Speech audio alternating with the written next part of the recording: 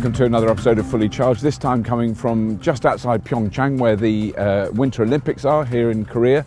I'm going to be test driving this. This is the Hyundai Nexo, which is a hydrogen fuel cell small SUV.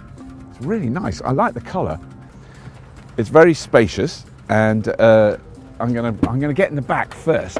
So it is a really roomy car. Oh, it is really nice in the back. The trunk space, it's very impressive. I mean, it's got loads of room in the back. That is fantastic. That's a really big difference. So that is a hydrogen fuel cell stack underneath there, and all the electronics that go with it. The actual motor you can't see is right down the bottom. The motor's only like the size of a big melon.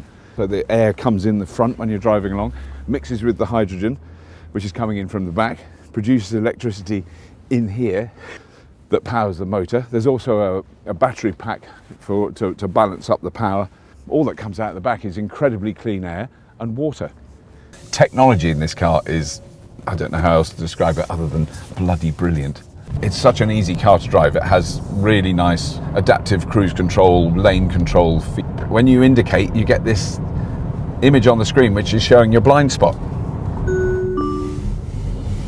The range in this car is around 600 kilometers. It takes 5 minutes to fill the tank. 5 minutes. This vehicle has to use the air which it mixes with hydrogen in the fuel cell, which is in front of me, and it has to filter that air. That air has to be very clean when it goes into the fuel cell, and then what comes out is even cleaner.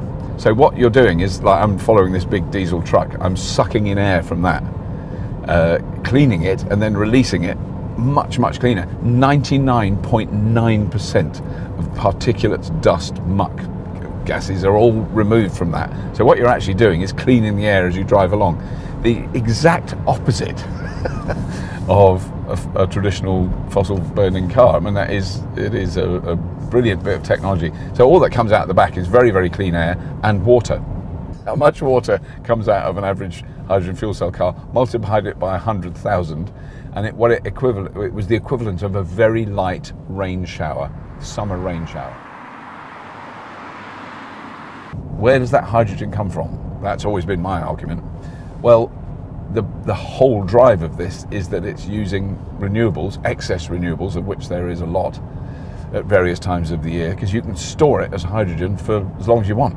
And the fact that there are people investing and researching and developing these cars is really important. So I think that's the kind of the big picture. And the small picture is, I'm in a car that keeps going bing bing and it's doing all sorts of things. I'm not really driving it. I mean, I could go faster than this. Because we're going downhill. We're going downhill, so we've got regenerative braking, so that's recharging the batteries at the moment. So you can have power going directly from the fuel cell into the batteries. You can also have power going from the wheels as you slow down, going into the batteries. It basically is designed to maximize the most efficient use of hydrogen. But, you know, I've been driving for, I don't know how far we've done so far, a couple of 100 kilometers. I've still got 409 kilometers of hydrogen fuel left. So I like this screen too. So we've purified 82.1 somethings kiloliters, I guess. I've never seen KL before. And that is the amount of air purified, is the amount breathed by 5 adults in one day. So we've actually purified that. It's a really difficult thing to get your head around. We haven't just not used it or not made it dirtier. We've sucked it in, purified it, and sent it out the back. So the air behind this car is fractionally cleaner than it was before we passed. So I think the other things that I really like about this, the drive unit, the fuel cell, the tanks in this vehicle, if you just double them up, that's what they've put in the bus. So it's not like completely different components. It's exactly the same. Motors, fuel cell, electronics, but you just have more than one. This vehicle, when it's going along like now, is producing electricity from air and hydrogen. Well, you can run the fuel cell when the vehicle isn't driving, and it will generate electricity that you could run your house with. 10 kilowatts. That's a lot of electricity. Then that's enough to run a big house, or, you know, a couple of houses. The possibilities of how that could be used in future are really very interesting. And I think we will increasingly see that cars are basically mobile energy storage system. Bye, see you.